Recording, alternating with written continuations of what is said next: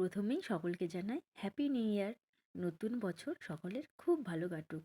আমার তো প্রতিদিনের মতো আজকের সকালটা ওই ছেলের পিছনে দৌড়তে দৌড়াতে কখন যে সকাল থেকে বিকেল হয়ে গেল বুঝতেই পারলাম না।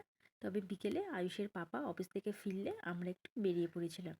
তেমন কোনো প্ল্যানিং নেই, শুধু ওই একটু ডিনার করে ফিরে আসবো এরকমই প্ল্যানিং ছিল। আর যাওয়ার পথে রাস্তায় একটু চা খেয়ে নিয়েছিলাম, কারণ সন্ধেবেলা এক কাপ চা না খেলে আমার আবার একদমই চলে না।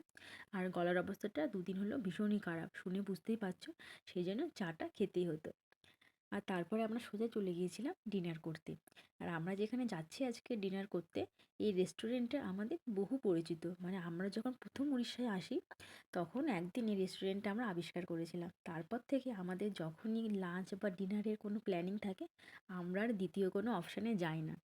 তো আমরা স্টার্টারে বেশি কিছু নিইনি, কারণ আমরা যতক্ষণ যা যা খাবো ছেলেও তাই তাই খাবে, ওকে দিতে হবে। কিন্তু ওর তো স্বাস্থ্যের জন্য একদমই সেগুলো ভালো নয়। সেই জন্য আমরা স্টার্টারে একটু ওই ক্রিপসি কর্ন নিয়েছিলাম, যেটা ছেলে একটু খেলো। আর ততক্ষণে আমরা একদম ঝটপট ডিনারটা সেরে নিলাম। ডিনারে নিয়েছিলাম বিরিয়ানি আর শেষে একটু আইসক্রিম। তো এই আমাদের নববর্ষের সন্ধেটা তো ভালোই কাটলো।